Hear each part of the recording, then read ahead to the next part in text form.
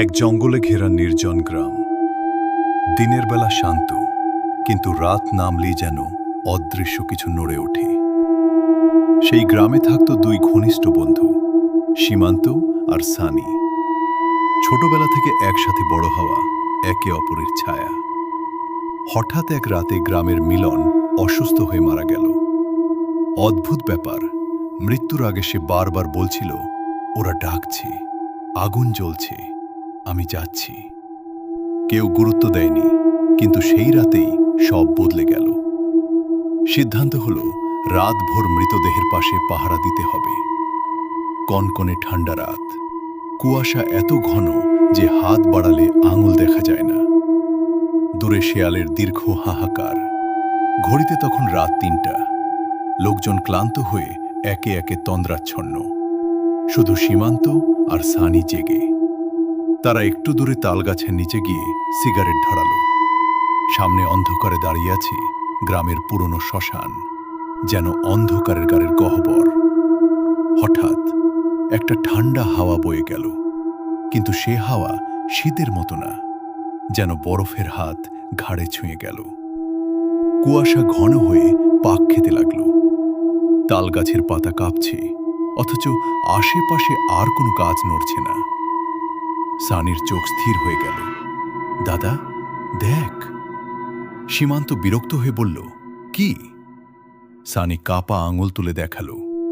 শ্মশানের ভেতর আগুন জ্বলছে, দাউ দাউ করে।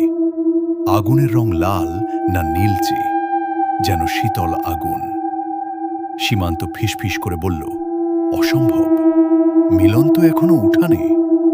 ঠিক তখনই আগুনের ভেতর একটা অবয়ব স্পষ্ট হল। মিলন। তার শরীর আগুনে পুড়ছে, কিন্তু চামড়া গলছে না। চোখ দুটো সম্পূর্ণ সাদা, ঠোঁট ধীরে ধীরে বাঁকছে।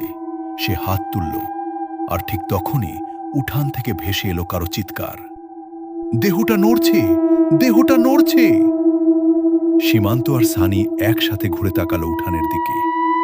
মিলনের দেহ, যেটা সাদা কাপড়ে মোড়া, ধীরে ধীরে কাঁপছে। কাপড়ের নিচ থেকে যেন কেউ ভেতর থেকে ধাক্কা দিচ্ছে। সানির মুখ শুকিয়ে গেল। সে ফিসফিস করে বলল, তাহলে ওটা কে? আবার শ্মশানের দিকে তাকাতেই দেখে আগুনের ভেতরের মিলন এখন আর দূরে নেই। সে দাঁড়িয়ে আছে তালগাছের নিচে, তাদের ঠিক সামনে। মুখটা অস্বাভাবিক লম্বা হয়ে গেছে, চোখের কোটর ফাঁকা, ভেতর থেকে আগুনের আলো জ্বলছে।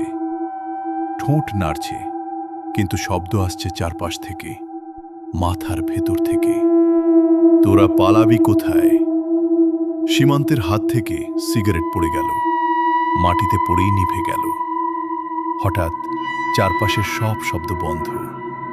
শেয়ালের ডাক নেই, বাতাস নেই, যেন সময় থেমে গেছে। তারপর এক বিকট হাসি, যেন অনেকগুলো গলা একসাথে হাসছে। সীমান্ত সানির হাত টেনে দৌড় দিল, কিন্তু যতই দৌড়ায় মনে হয় জায়গাটা একই রয়ে গেছে। তালগাছ, শ্মশান, আগুন, আবার তালগাছ। হঠাৎ সানি পড়ে গেল। সীমান্ত তাকে তুলতে গিয়ে দেখল সানির ঘাড়ের পেছনে কালো পোড়া হাতের ছাপ। ঠিক তখনই পিছন থেকে ঠান্ডা নিঃশ্বাস, একজন থাকলেই চলবে। তারপর সীমান্ত আর কিছু মনে রাখতে পারেনি। ভোরে গ্রামবাসী দেখে সীমান্ত উঠানে পড়ে আছে, অচেতন। সানি নেই। মিলনের দেহ ঠিক আগের মতোই নিথর। সানি নিখোঁজ।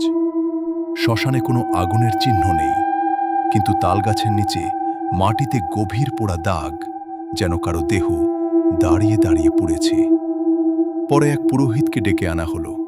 তিনি বললেন, সব আত্মা শান্তি পায় না, কেউ কেউ নিজের আগুন নিয়ে ফিরে আসে। মিলনের দাহ সম্পন্ন হলো নিয়ম মেনে, কিন্তু সানি আর কখনো ফিরে আসেনি। আর আজও কনকনে ঠান্ডা কুয়াশার রাতে ঠিক ৩টার সময় শ্মশানের দিক থেকে নীল আগুন জ্বলে ওঠে। তালগাছের নিচে দুটো ছায়া দাঁড়িয়ে থাকে, আর গভীর অন্ধকার ভেদ করে শোনা যায়, তোরা পালাবি কোথায়?